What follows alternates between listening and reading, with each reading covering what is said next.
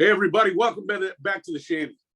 So I have a special guest in the Shanty today. Usually when we have people in the Shanty, they're like employment lawyers, and I'm getting lazy and I don't want to do the topic, or they're employment litigators, or sometimes they're even EB lawyers. We don't usually have world famous appellate litigators in our office, but we do today. With me is Ashley Chrysler. Now, let me tell you why Ashley's here today. On March 16th of this year, Governor Whitmer signed what became Public Act number 6 of 2023, which specifically amended the Elliott-Larsen Civil Rights Act to include the terms sexual orientation and gender identity and expression to the list of protected categories. Now, what the legislature and Governor Whitmer did was a little different than what the Supreme Court did with respect to Title VII. And you all know that Title VII and Elliott-Larsen are basically the same statutes. But what the Supreme Court in Title VII did was they had earlier in 2022 held that the term sex, already in Title VII, encompassed sexual orientation and gender identity. So when that happened and the Supreme Court did that, we didn't rush out and change everybody's policies or anything, because if you had sex in, sexual orientation and gender identity were already there. But what the state did was different.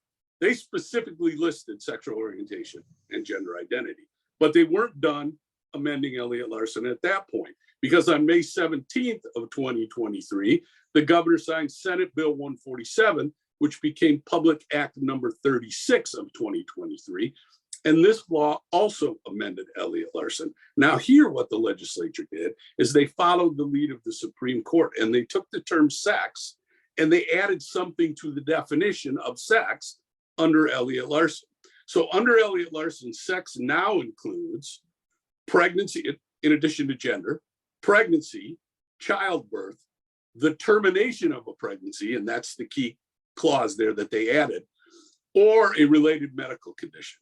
So under Elliott-Larsen now, it is illegal for an employer to fail or refuse to hire or recruit or otherwise discriminate against someone on the basis of their religion, their race, their color, their national origin, their age, their sex, which includes the termination of a pregnancy now, sexual orientation, gender identity or expression, height, weight, and marital status, all right?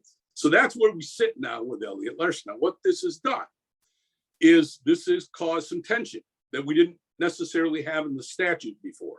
When we talk about sexual orientation and gender identity, and particularly when we talk about the termination of a pregnancy, it's created some tension and a gap kind of between where Elliott-Larsen comes in and where some other things come in. And where those other things are is the Constitution of the United States and what's known as the Free Exercise Clause of the First Amendment. So that's why Ashley's here. Now that I've gone blah, blah, blah for 10 minutes, Ashley's actually going to talk about that and tell you what it means. So, Ashley, what gaps, what tensions did this change in Elliott-Larsen create, and why could it be an issue going forward? Well, first of all, thanks for having me. I'm thrilled to be on the Law Shanty for the first time. So to answer your question, the one of the biggest gaps or tensions that's been created by this change in the law is the interplay between an individual's right to terminate a pregnancy and an employer or a corporation's right to exercise the freedom of religion under the First Amendment. Now, unlike Title VII, there is no explicit religious exemption in the Elliott-Larsen Civil Rights Act, but the First Amendment protections still apply, and that includes, like you said, the Free Exercise Clause. So while the new bill appears clear on its face that an employer can't make any hiring or firing decisions based on an individual's decision to obtain an abortion or terminate a pregnancy, that leaves unanswered the question of whether a company, a corporation, can use or exercise their religious beliefs to discipline or terminate an employee who terminates a pregnancy. So that's the biggest gap that's been created by this new law. Okay, so when we have a situation like this one, where we have a what I would call a neutral law of general applicability, like Elliott-Larsen is, it is a neutral law of general applicability, applies to everybody in Michigan that meets the definition of an employer in Michigan. And then we have these sincerely held religious beliefs that are protected, by the way, not only by the US Constitution, but by the Michigan Constitution. How have the courts historically dealt with that gap? Or have they ever been faced with those issues before? Yeah, so that's a good question. There's a long history of cases that have dealt with the interplay between an individual or corporation's rights under the First Amendment and an employee's rights to the freedom of discrimination. And frankly, that would take a long time for me to go through that history of cases. So I'll just highlight one that I think is the most relevant to the situation before us here, and that's the case of Burwell versus Hobby Lobby. And that case was decided in 2014, so it's a fairly recent decision. And that examined the question of whether a for-profit corporation could deny its employees health coverage of contraception to which the employees were otherwise entitled under the Federal Patient Protection and Affordable Care Act, because the company's owners had religious objections to providing that type of contraceptive health coverage. And ultimately what the court held there was that closely held corporations were persons within the meaning of what's called the Religious Freedom Restoration Act. And that act specifically allowed the closely held for-profit corporations to deny contraceptive coverage to employees based on the company owner's religious objections. Okay, so simplify this for me, help me out. Does Hobby Lobby then suggest that a corporation can rely on the free exercise clause of the First Amendment to discipline or terminate an employee who terminates a pregnancy? Does the First Amendment, in this case, I guess, trump the Elliott-Larsen Civil Rights Act? Well, not necessarily. And I know that's not exactly a clear answer, but there are a couple of important nuances to consider with respect to the Hobby Lobby decision. The first is that Hobby Lobby the ruling was limited to closely held corporations. So in theory, that should mean that the applicability of Hobby Lobby really only applies to closely held corporations. However, for those of us who may have read the Hobby Lobby decision in full, Justice Ruth Bader Ginsburg wrote a dissent in that case, and she cautioned that although the court attempted to cabin its language to closely held corporations, the logic of the case could be used to extend to corporations of any size, public or private. And what we've seen is that some states have actually begun to adopt their own versions of the laws that do apply more broadly to other companies. So for Michigan specifically, it remains to be seen how the holding in Hobby Lobby would apply to corporations outside of just closely held corporations.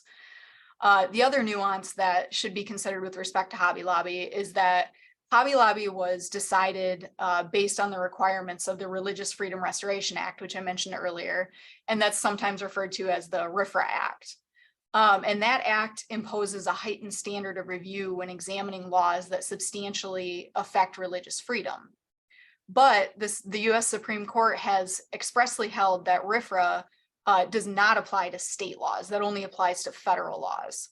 So the Hobby Lobby on its face would not apply to a state law like the bill that was amended, that amended the Elliott-Larsen Civil Rights Act.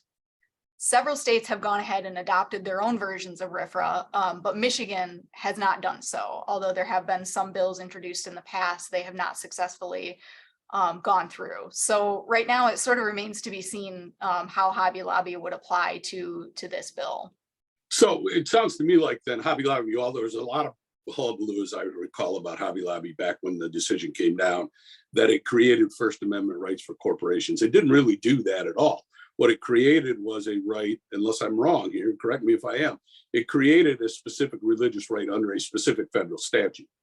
So, and by the way, it also applied to closely held corporations, not some exchange on the New York Stock Exchange, for example. So that does kind of limit its holding, but it's interesting the direction, I guess, that the court had gone.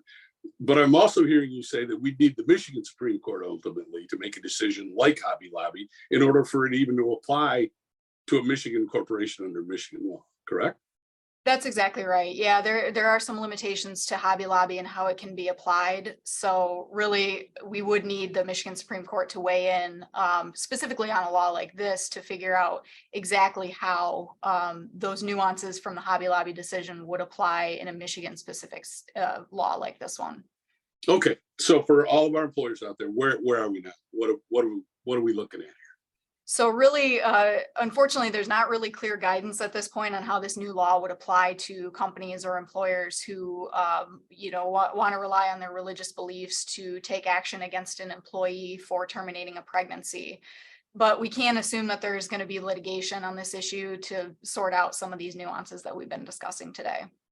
And we've started to see, for everybody out there, as you may or may not know, we've started to see this tension being created, not only in the area of terminating pregnancy, but in the area of, for example, providing services to gay and lesbian couples and so forth. If you have a religious belief that prohibits you from doing that, it's primarily happened kind of in the wedding context once same-sex marriage became legal in the United States. So we're seeing that already. So let's keep our eye open, see what happens here, and we'll go from there. Ashley, thank you very much for coming on. Very interesting.